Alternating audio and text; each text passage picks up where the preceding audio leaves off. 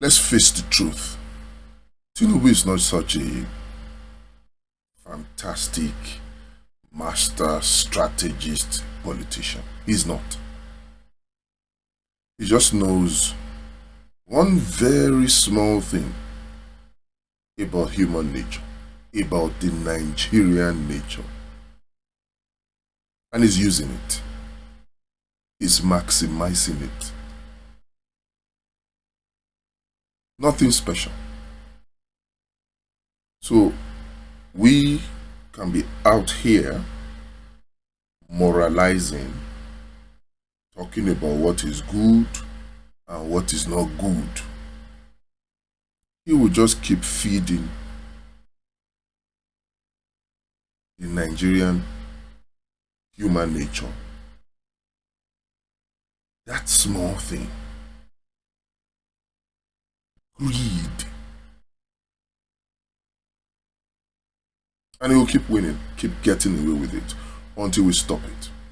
Osun election, we stumbled on something, but we didn't realize it. We just focused on, oh, Tinubu was defeated, APC was defeated. We didn't quite get what we need to get out of that election, at least not yet, so that we can keep replicating defeat for Tinubu. And I'm here to help us understand it. There's no doubt that some of you already do understand it, but the number of us that understand it is small. So we'll make others understand it. That's our work, because we have to save Nigeria. Obasanjo wrote in his book, My Watch, some very, very serious things about Atiku Abubakar. Very serious thing. One of it is that Atiku Abubakar knows how to corrupt a generation before him and a generation after him. In fact, it was this that Kenneth Okonkwo amplified in 2022, when he also said it, that Atiku knows how to corrupt a generation before him and a generation after him. It was not Kenneth Okonkwo that started it too. Now Obasanjo na starter. But here's the funny truth. However good Atiku is at corrupting the generation before him and the generation after him, he is learning when it comes to Tinubu. Tinubu is the master corrupter of a generation before him and a generation after him. Just watch. Everybody that you see around Tinubu today, and you will understand what I'm talking about, he knows how to corrupt the human spirit, particularly that of Nigerians. He knows it. And the reason he's able to do it is because of this one small, tiny thing that he understands about the human nature, and the rest of us have failed to pay attention to. Many of us will probably know it, but we have chosen to ignore it. Daniel Boala, Festus Keyamo, just name it. Anybody that comes around Tinubu, just mention them. Reno Omokri, Femi Fani-Kayode. Those are the ones, because we knew their position before they joined Tinubu, and now we see their position after they joined Tinubu. So it becomes very clear how a Tinubu can corrupt a generation before him and a generation after him. And why does he succeed? How does he succeed? How can we stop him? Not just because of the next election. No, we don't want to stumble into a victory and still be wallowing in the same problem. That was what AD did in 1999. They stumbled into victory. They won Lagos State. They won practically the whole Southwest. But they did not understand this very small thing. And so, while AD was in power in the southwestern states, Tinubu continued to fester. And before long, Tinubu dethroned Alliance for Democracy and formed his own Action Congress. So this is not about winning 2027 alone. It is much more than that. Yes, we want to win 2027, but we want to do it with a formula that guarantees that people like Tinubu never festers again. What is it that Tinubu understands about human nature that helps him to successfully corrupt a generation before him and a generation after him? Look at Segun Sowunmi. Look at Ayo Fayose. These are people you would say are people of character, but somehow Tinubu touches them and voila, all of a sudden, 180 degrees, U-turn. They become the opposite of themselves. Their intelligence remains, but their character is gone. What is it that Tinubu knows? We need this message to get out to all Nigerians. Look at Taiwo Oyedele. Look at the message he preached yesterday. I call it preaching because the presentation that he gave that message is a presentation that looks like that of a pastor preaching. Calm, slow, quiet, reeling out lies mixed with truths. And then the people are confused. What is it that Tinubu knows that gives him that superpower of corrupting a generation before him and a generation after him? We need to pay attention to that thing. If we don't already know it, then we need to know it. Human nature of the Nigerian citizen. The foundation is on Maslow's theory of hierarchy of needs. The basic being physiological needs. Human beings crave those needs. They crave it. We can be here complaining and moralizing about why a Governor Yusuf of Kano will do mass wedding in a state where majority of the people are poor. We can be moralizing about it. But they are doing something to the heart and mind and soul of the generation before them and generation after them. They are corrupting it. If we don't understand this, we are gone. Nothing we can do. We may stumble into temporary victories, but eventually those victories will be undone by this simple truth, and that evil that we attempted to chase out will come back even harder and worse than it was before. We cannot just keep moralizing. The human nature craves the needs, physiological needs, group needs, family needs, all those, the 5 layers of Maslow's theory of hierarchy of needs. But you see, if we don't attend to those needs, we're joking. We are here. Why will somebody sell his votes for 5,000 naira?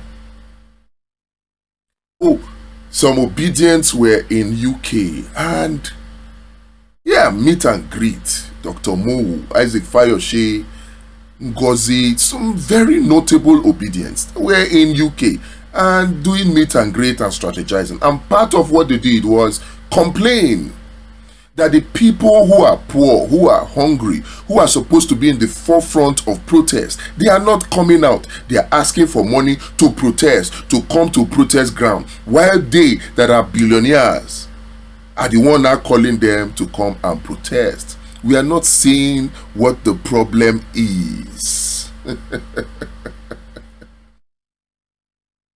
Remi Tinubu came out and said, oh, we are giving 50,000 naira to poor Nigerians to start business of akara, kuli, and we moralized about it. We were complaining. We forgot the critical issue. Instead of us to hammer on the fact that she said it for only 2,000 people. Meanwhile, we have 200 million.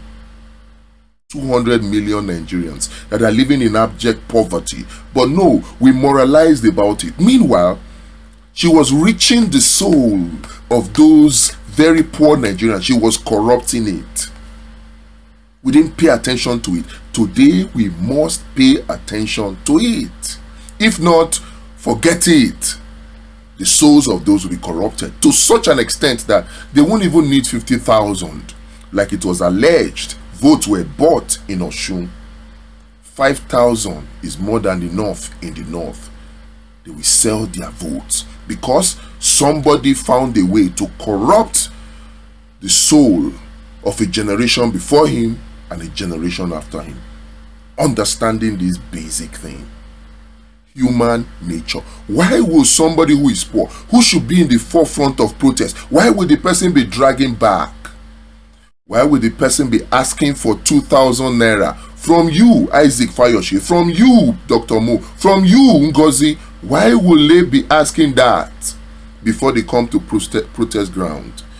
Maslow's theory of hierarchy of needs, the psychology of human behavior, particularly the Nigerian one.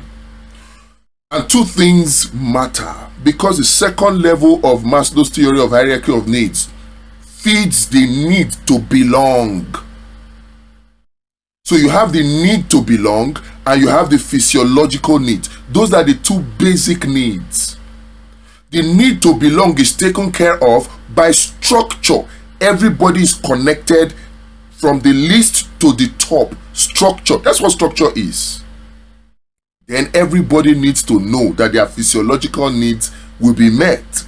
They need to be shown how their physiological needs will be met. When we say, oh, how will you fix electricity? It is not for the elite. It is for the poor man out there to see that, look, if I follow Peter Obi, this is how he's going to meet my needs. They want to know. For Tinubu, for Atiku, it is clear. They will give me 5,000 or they will give me 20,000. Now you can complain and say, will the 5,000 be enough for the next 4 years? For a man who doesn't know where his next meal will come from, it is survival. That 5,000 naira, that 50,000 naira is gold to him or her, and the person giving it is God to him or her. We need to get this into our head. What is the moral of this message? Peter Obi needs to do two things very quickly. One, structure. Two, messaging. Now, if he doesn't do it, we will do it on his behalf. Because like somebody said, you may not or you cannot advise a rich man. But I don't think that is true about Peter Obi, because a madman advises Peter Obi and it takes. So, if you now have somebody who is a little better than a madman, will he not take it? Or, how am I even different from a madman? When I come in front of the camera like this and I speak, somebody would describe me as mad. So, I can as well advise Peter Obi. Two things. They can be done in 30 days. I keep hammering it. Structure, message. Physiological needs, belonging.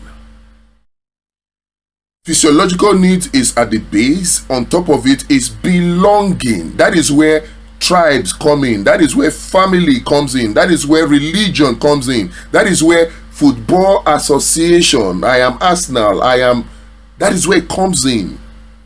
The two basic, and that covers the needs of 94% of human beings on earth, including Nigerians.